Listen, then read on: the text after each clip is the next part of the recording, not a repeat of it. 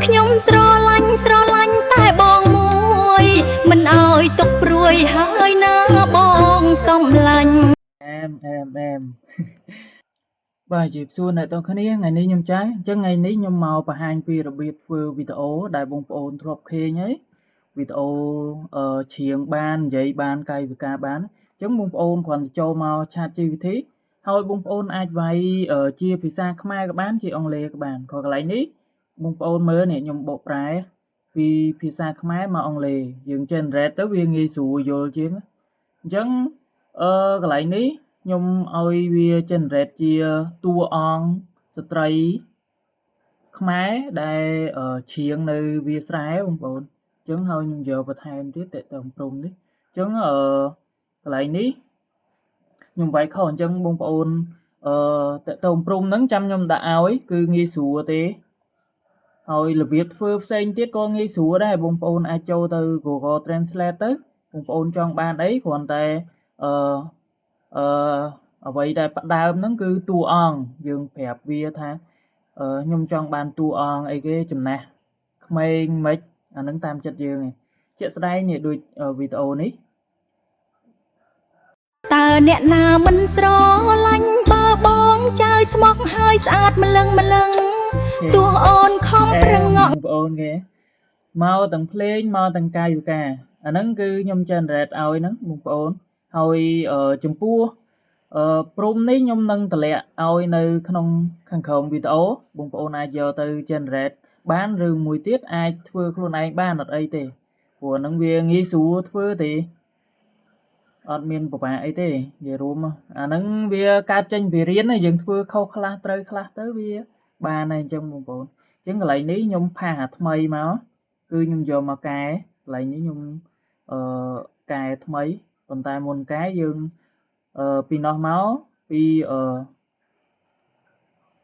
ChatGPT វាដក clear វែងអញ្ចឹងយើងគ្រាន់សេរីវាមកចាំយើងសេបន្ថែមអញ្ចឹងហើយសរសេរកន្លែងអក្សរខ្មែរនេះយើងសរសេរពីអីក៏បានដែរឲ្យគាត់ច្រៀងតាមតួអង្គនីមួយហ្នឹងច្រៀងតាមយើងឧទាហរណ៍ខ្ញុំសរសេរនេះខ្ញុំសរសេរថាខ្ញុំស្រឡាញ់តែបងខ្ញុំស្រឡាញ់តែបង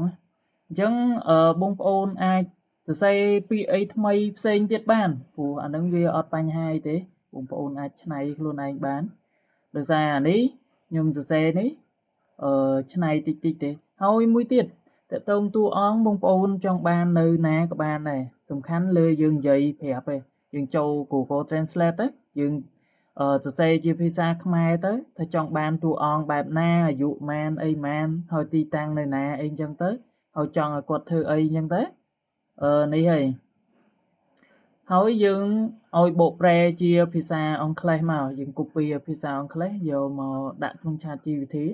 អញ្ចឹងទៅ generate មកហើយកន្លែង space ដែលវាឲ្យបញ្ចូលអក្សរខ្មែរហ្នឹងយើងនេះមកកែប្រែកន្លែងអក្សរខ្មែរហ្នឹងមកយើងដាក់ជាអ្វីដែលយើងចង់បានខ្លួនឯងហ្នឹងបងប្អូនអញ្ចឹងចំពោះវីដេអូដូចម្សិលមិញខ្ញុំចេញពីរបៀបយើងបានអាហ្នឹងហើយគឺបានវីដេអូ 3 ហ្នឹង unlimited ហ្នឹងអញ្ចឹងខ្ញុំបង្ហាញហើយអញ្ចឹងថ្ងៃនេះខ្ញុំបង្ហាញពីរបៀបយើងបង្កើតវីដេអូវិញអញ្ចឹងបងប្អូនហើយចំពោះវីដេអូ 3 នេះវាមានទាំងសំឡេងមានទាំងកាយវិការទាំងអស់អាហ្នឹងអញ្ចឹងបងប្អូនវាអែមស្រែមថងហ្នឹងហើយអានេះជាក់ស្ដែងដូចនាទីវាឲ្យ1ម៉ោងអញ្ចឹងខ្ញុំតេស្តហើយ1ម៉ោងហ្នឹងនៅពេលវាចប់1ម៉ោងហ្នឹងយើងគ្រាន់តែបន្តទៀតទៅវាមកទៀតហើយអញ្ចឹងយើងចុចបន្តទៅ new tab មកថ្មីមកគឺវាឲ្យបង្កើតថ្មីទៀតហើយចំពោះព្រំនេះចាំខ្ញុំតម្លាក់ឲ្យកុំឲ្យពិបាកបងប្អូនគ្រាន់នេះខ្ញុំបង្កើតថ្មីខ្លួនឯងខ្ញុំដាក់ទៅច្នៃតាមនឹងថែមទៀតចាំព្រំហ្នឹងខ្ញុំតម្លាក់ឲ្យក្នុង description លើ YouTube នោះអត់មានពិបាកទេអញ្ចឹងកន្លែង generate នេះវារៀងយូរគួរសមអញ្ចឹងបងប្អូនរងចាំវាបន្តិចមកវានឹងចេញឲ្យមកអែមស្រែមឲ្យមានទាំងភ្លេងមានទាំងសំឡេងមានទាំងកាយវិការហើយនេះវាចេញឲ្យបងប្អូនអាចចាំមើលខ្ញុំចាក់ឲ្យបងប្អូនស្ដាប់ទៅគឺអែមស្រែមបងប្អូនអែមស្រែមប៉ុណ្ណឹង dương ai từ tua vô bán á vì men ấy